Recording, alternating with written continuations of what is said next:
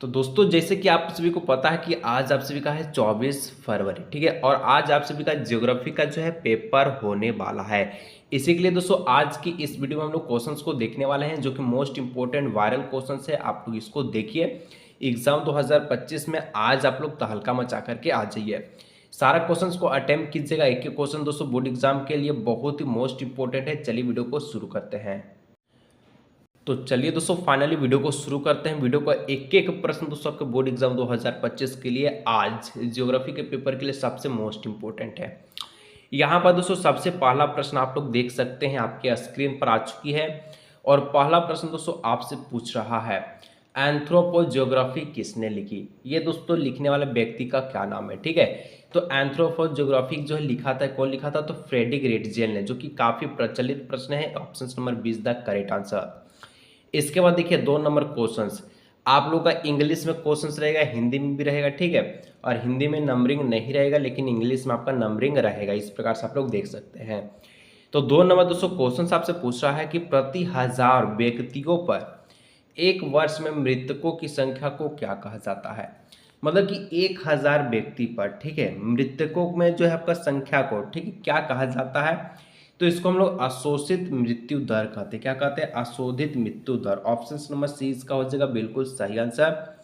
इसके बाद देखिए नेक्स्ट क्वेश्चन से 3 नंबर दोस्तों कहता है कि विश्व के सघन जनसंख्या, सघन मतलब कि बहुत ही ज्यादा आबादी वाला, ठीक है, आबादी वाले क्षेत्र में किस प्रकार की कृषि की जाती है। तो सघन बोला है जिसका मतलब होता है गहन। गहन मतलब कि बहुत आबादी, और गहन भी इसको हम लोग बोल सकते हैं, ठीक है। तो दोस्तों यहाँ पर क्वेश्चंस में ही आंसर मिल रहा है और इसका जो correct answer option number C हो जाएगा, गहन निर्वाह कृषि।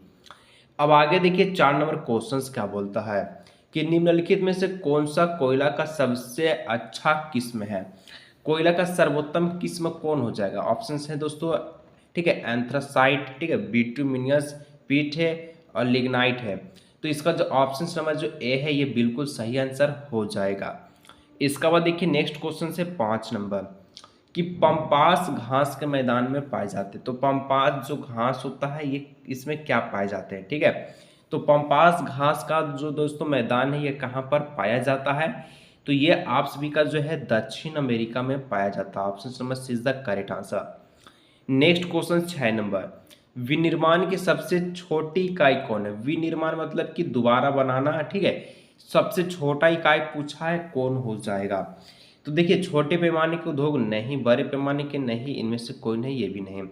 कुटीर उद्योग क्या है, तो विनिर्माण का सबसे छोटा इकाई है। Option number 20 the correct answer, ठीक है। क्वेश्चन नंबर 6 7 नंबर देखिए कि वे क्रियाकलाप जिनमें तैयार वस्तुओं का उत्पादन व निर्माण नहीं होता है कहलाते हैं, ठीक है। वे क्रियाकलाप जिसमें तैयार जो वस्तु है इसका उत्पादन बिल्कुल नहीं, इसका निर्माण होता है, तो इसको क्या कहा जाता है। तो इसको दोस्तों कहा जाता है वो आप सभी से, ठीक है। देखिए क्या क्या कहा जाता है, तो तृतीयक क्रियाकलाप और चतुर्थक क्रियाकलाप। ऑप्शन नंबर डी हो जाएगा, बी एंड सी दोनों, ठीक है। चलिए अब आगे देखिएगा नेक्स्ट क्वेश्चन से 8 नंबर कि पर्यटन उदाहरण है। पर्यटन दोस्तों किसका किसका उदाहरण है, पर्यटन किसका उदाहरण है। तो पर्यटन इसका जो है तृतीय क्रियाकलाप का उदाहरण है, ठीक है, जो सेवा प्रदान करती है। ऑप्शन नंबर जो है C is the correct answer, question number 8। आगे बढ़िएगा 9 नंबर। तो 9 नंबर दोस्तों क्वेश्चन है कि आपका जो राष्ट्रीय राजमार्ग 44 है, ठीक है, 44 जो आपका राष्ट्रीय सबसे लंबा राष्ट्रीय राजमार्ग जो 44 है ये किसको जोड़ता है, किसको जोड़ता है आपसे पूछा गया है। तो ये दोस्तों आपका श्रीनगर से कन्याकुमारी को जोड़ता है, जिसका जो है लंबाई आपका 3214 किलोमीटर है, ठीक है, 3214 किलोमीटर। चलिए इसके बाद देखिए 10 नंबर का क्वेश्चन क्या बोलता है। 10 नंबर का है कि सुएज नगर, ठीक है, सुएज नगर जोड़ता है। तो सुएज नगर दोस्तों कौन कौन से सागर को जोड़ता है, आप लोग से ये क्वेश्चन पूछा गया।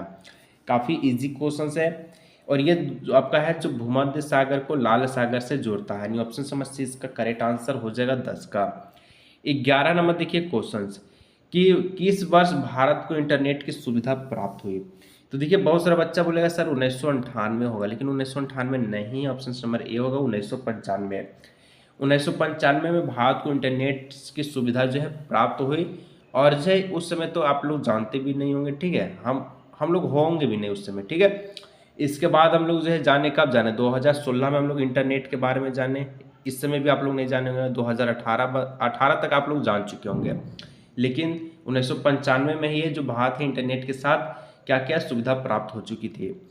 इसके बाद देखिए 12 नंबर, निम्न से प्राचीन शहर कौन है। प्राचीन मतलब कि पुराना शहर कौन है। तो पुराना आपका देखिए रांची नया शहर में आता है, दुर्गापुर भी और मुंबई भी। ऑप्शन नंबर जो ए है पटना, जिसको पाटलिपुत्र भी बोला जाता है, ठीक है। Option number A correct answer. 13 number है कि चाय उत्पादक प्रदेश है। चाय उत्पादक प्रदेश मतलब कि कहाँ कहाँ जो है चाय पत्ती उपजाया जाता है। तो दार्जिलिंग में, ठीक है, जलपाईगुड़ी में और कुछ बिहार में, तीनों जगह पे। तो ऑप्शन नंबर डी हो जाएगा इज द करेक्ट आंसर। आगे का क्वेश्चन से 14 नंबर कि शुष्क कृषि भूमि के अंतर्गत किस प्रकार की फसलें उगाई जाती है। शुष्क कृषि मतलब कि गर्मी वाला दिन में किस प्रकार की फसल को उगाया जाता है, ठीक है। गर्मी वही खरीफ फसल। खरीफ फसल का उदाहरण यहाँ पर कौन हो जाएगा।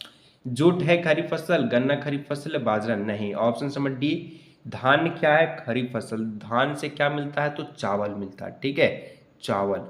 चलिए अब आगे देखिएगा 15 नंबर क्वेश्चन। निम्नलिखित में से कौन सी कार्यक्रम, ठीक, कार्यक्रम जल संभर विकास परियोजना से संबंधित है। तो जल संभर विकास परियोजना से संबंधित कौन है। देखिए ऑप्शन से दोस्तों यहाँ पर देखिएगा हरियाली परियोजना, नीरू और अरवानी पानी संसद। तो तीनों जगह, तो डी ऑप्शन करेक्ट आंसर। अब नेक्स्ट क्वेश्चन से 16 नंबर। तो 16 नंबर आपसे पूछता है कि भारत के किस राज्य में नोवामुंडी तथा गोवा खदानें स्थित है। कौन सा राज्य में दोस्तों नोवामुंडी और गोवा खदान जो है स्थित है, मतलब है। तो 16 का देखिए ओडिशा में है नहीं ना, छत्तीसगढ़ में। ऑप्शन नंबर सी हो जाएगा। झारखंड में ही गोवामुंडी है और आपका, ठीक है, नोवामुंडी और गोवा है। इसके बाद 17 नंबर देखिए हजिया विजयपुर जगदीशपुर संबंधित है। तो आप लोग 10 में भी पढ़े हो कि हजिया विजयपुर जगदीशपुर ये आपका गैस पाइपलाइन से संबंधित है, ठीक है, गैस से गैस पाइपलाइन से। ऑप्शन नंबर ए हो जाएगा, ठीक है। आगे बढ़िएगा 18 नंबर, किस देश की सहायता से बोकारो इस्पात संयंत्र की स्थापना की गई। कौन सा देश से दोस्तों बोकारो, ठीक है, इस्पात संयंत्र की स्थापना की गई। तो ये आपका सोवियत संघ हो जाएगा। Option number A is the correct answer. अब आगे बढ़ा जाए, जो कि आप लोग जान सकते हैं, ये आपका 1964 के करीब था, ठीक है। ऑप्शन नंबर ए 1964 के करीब। 19 नंबर दक्षिण भारत का मैनचेस्टर किस कहा जाता है। तो दक्षिण भारत का अगर आप लोगों से पूछा जाए तो यहाँ पर हम लोग जानते हैं ये आपका ठीक है, कोयम्बतूर से। और भारत का मैनचेस्टर किसे कहा जाता है, तो अहमदाबाद को, ठीक है। तो अगर दक्षिण भारत पूछे तो ऑप्शन नंबर ए हो जाएगा। 20 नंबर देखिए पर्वतीय क्षेत्र में किस प्रकार के अधिवास पाए जाते हैं। तो जहाँ जहाँ पर्वत क्षेत्र है, अधिवास मतलब कि रहने वाले, ठीक है, कैसे पाए जाते हैं। तो यहाँ पर दोस्तों पर्वतीय क्षेत्र की बात पूछी जा रही है। तो इसका जो अगर आप लोग देखा जाए तो यहाँ पर ऑप्शन नंबर बी हो जाएगा सीढ़ीदार, ठीक है। अब आगे बढ़िएगा नेक्स्ट क्वेश्चन से 21, भारत में कितने राज्य हैं। तो ये बच्चा वाला सवाल है। भारत में टोटल 28 गो राज्य है और केंद्र शासित प्रदेश कितना, आप लोग नीचे कमेंट बताइए, ठीक है। आगे बढ़िएगा नेक्स्ट क्वेश्चन 22 नंबर। तो 22 नंबर है विभिन्न आयु समूह में लोगों की संख्या को क्या कहा जाता है। विभिन्न आयु समूह में लोगों की संख्या को क्या कहा जाता है। तो हम लोग जानते हैं कि आयु संगठन। Option number B. 23 नंबर देखिए क्वेश्चन है ओप्पो का मुख्यालय कहाँ है। ओप्पो का मुख्यालय कहाँ है दोस्तों। तो ओप्पो अगर जो इसका बात की जाए तो इसका जो मुख्यालय है ये कहाँ है। तो ये आप सभी का जो है विनिया में है। Option number A. अब नेक्स्ट क्वेश्चन 2-4 गो और है, 2 गो, ठीक है। गैर परम्परागत ऊर्जा के स्रोत है। गैर परम्परागत मतलब देखिए कि आपके ज़माने में मतलब हमारे ज़माने में सौर ऊर्जा भी है, पवन ऊर्जा भी है, जैव ऊर्जा भी है, तीनों है। तो इसको ऑप्शन नंबर डी बोलेंगे, इनमें से सभी, ठीक है। परंपरागत कौन होता है, तो दादा परदादा से जो है ऊर्जाएं प्राप्त थी, मतलब उस समय की बात के। इसके बाद देखिए अंतिम प्रश्न है ध्वनि प्रदूषण का मुख्य स्रोत क्या है। तो ध्वनि प्रदूषण से क्या होता है, मोटर वाहन, उद्योग और लाउड स्पीकर, तीनों से आपका ध्वनि प्रदूषण होता है। तो ऑप्शन नंबर डी हो जाएगा, इनमें से सभी। इसके बाद देखिए सब्जेक्टिव क्वेश्चन कुछ इस प्रकार से है, ये भी आपको करवा देंगे। फिर आपका जो एक मैप पूछता है, ठीक है, जो कि मैप यहाँ पर आप लोग देख सकते हैं। प्रदत्त संसार के मानचित्र में निम्नलिखित को दर्शाई। पहला प्रशांत महासागर है, दूसरा पाकिस्तान को है, मोरक्को को है और श्रीलंका को है, राजस्थान को है। तो इन सभी को आपको दर्शाना होगा कहाँ, मानचित्र में 5 गो चीज़ को आपको दर्शाना है, तब जाके आपको 5 नंबर मिलेगा। तो मैप का भी प्रश्न ला देंगे। तो चलिए वीडियो को यही रखते हैं, किसी और भी नए शानदार से वीडियो में मिलते हैं।